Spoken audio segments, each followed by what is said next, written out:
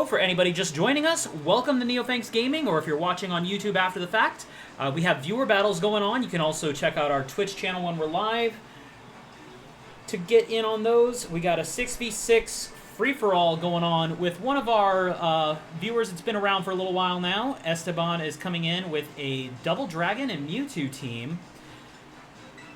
And I'm using a team that was inspired by a random number generated team that I did, where the team was initially picked out by RNG, and then I went and tweaked it and modified it after I had tried it out for a little bit, based on the core concept that has been a lot of fun when it goes off. Now, that's going to be the hard thing, is when it goes off.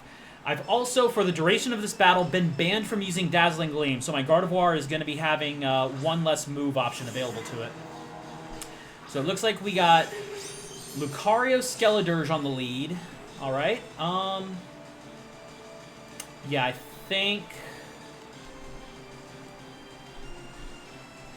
this is going to be an interesting play out. We're going to go ahead and lead with the Explosion. Now, Telepathy keeps us from getting affected by it, but we do get a double knockout from the Explosion, so that's helpful. If we cook on... So we get a double knockout right at the start. Lucario and Skeledirge going down.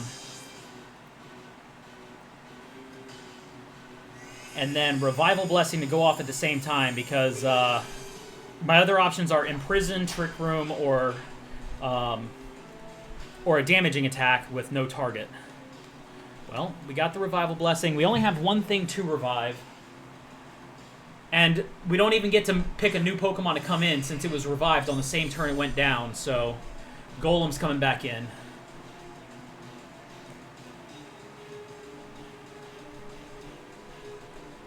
Ooh, Koraidon, the Paldea champion, and Mewtwo the Unrivaled. Okay. So we got two extreme powerhouses on the field. Oh, and Koraidon is resistant to Explosion.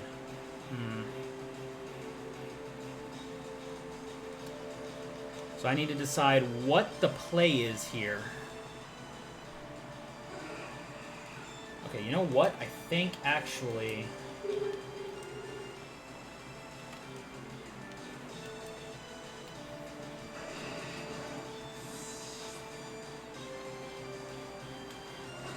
we're going to go for a switch. We're sending in Monica the Gardevoir.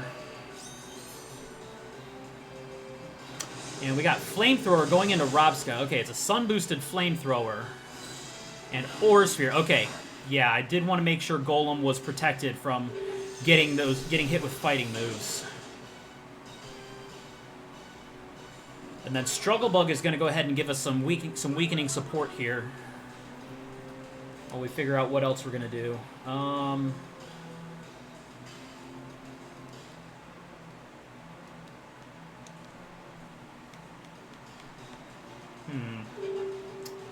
who goes in next is going to be a big question.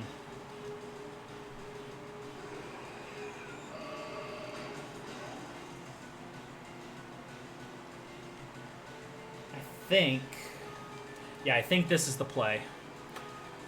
Okay, Koraidon is switching out. That's a solid play right there. They pretty much knew Psychic was going to be coming into the Koraidon slot. So they bring in Miraidon instead. That's going to get a terrain boost. And oh, double switch. Okay, Mewtwo is also switching out. And Haxorus is taking its place. That is solid.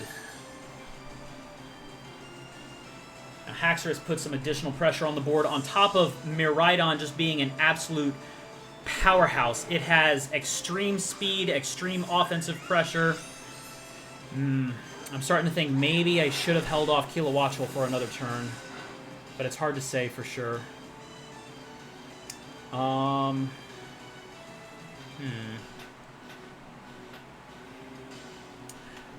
think... Now, Miraidon's raw speed is an extreme threat, as well as its power, with the terrain and its stat boost that it gets from it.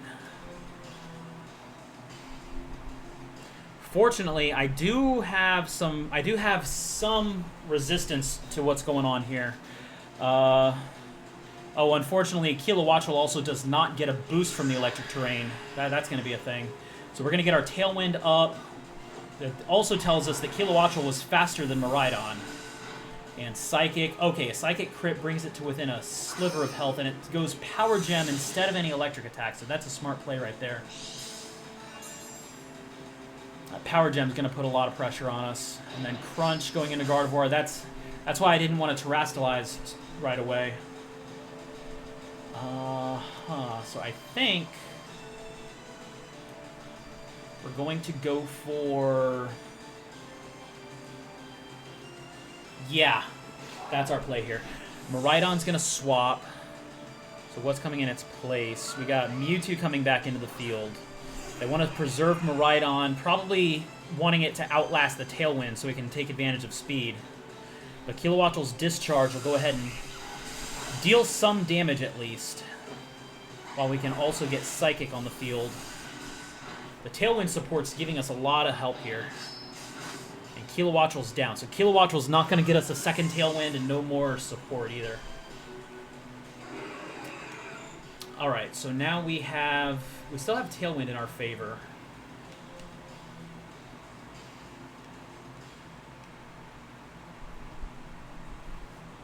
Mewtwo and Haxorus on the board. I think this is going to be it. This is probably the play here.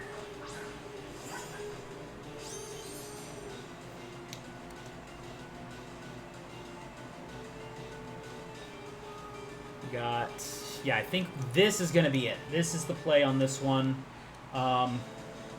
We have plenty of spread attacks with Tatsugiri on hand. That's going to help with a speed drop. So once the Tailwind goes down, we at least have a little bit of speed advantage working in our favor too, thanks to that. And then Mystical Fire going into Mewtwo instead of any other moves. I can't use Dazzling Gleam right now since I've got the move banned for this round. And Ice Beam coming in. Okay, the Assault Vest does a lot of work for keeping Ice Beam's damage minimized. And Koraidon coming in. Okay. Koraidon is in. Orichalcum Pulse is going to reset the Sunlight in its favor.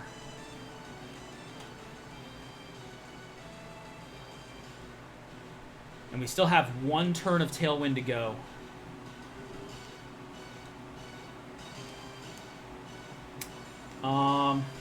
Ooh. No, I think.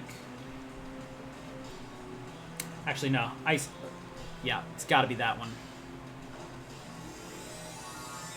So because we're dealing with a lot of resistances going on here... Oh, Koraidon is Terrastalizing. Terrifying. Okay, that actually gets rid of the ice weakness that I was going to be banking on. I did want to take advantage of the weakness to Icy Wind. Instead, our Vacuum Wave will get rid of the Mewtwo. I was hoping the Icy Wind would get the super effective while we also get the speed drop on it and the advantage of having a single target Icy Wind going into it. But the Terrastalizing gets rid of that weakness. While Close Combat's going to come in. The speed drop is also going to help us a bit, though. Ooh, yeah, that sun-boosted attack strength is going to be tremendous. But now it's a matter of how we finish this out. Tailwind is gone. Koraidon is at -1 speed, but it is still a tremendously fast Pokemon. And Miraidon's coming back in at full speed.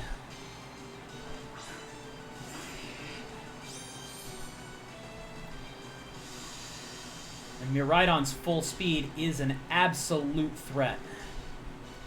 So I think... Yeah, these are basically the tools we have to go with.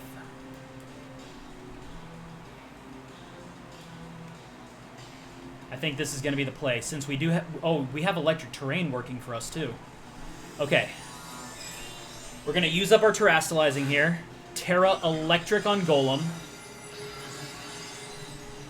That also gets rid of the Fighting-type weakness that we might have otherwise suffered. Monica's going to use Vacuum Wave, because without Tailwind, I'm not certain that we outspeed that Miraidon, even if it's not max. I don't know if it's max speed trained, but I know I don't want to take that risk. While Body Slam goes off. Okay, Choice Scarf Body Slam really does the trick there. Whew. Definitely playing good with those dragons. I do need to make some adjustments to the team. I really should put Volt Switch on my Kilowattrel for something. Like maybe Volt Switch instead of Electro Web. Absolutely a good game. I always enjoy these rounds.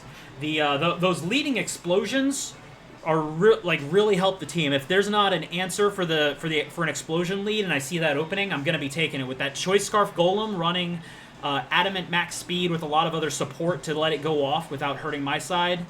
It really does help me kind of chain the fight. And that was actually the first time I had used the Golem and the Rabska on the lead so that I could Revival Blessing immediately after my explosion. So that was an interesting playoff there, getting to see that. I was almost expecting to try and go for double explosions back-to-back. I just kind of opted against it as soon as Miraidon hit the field.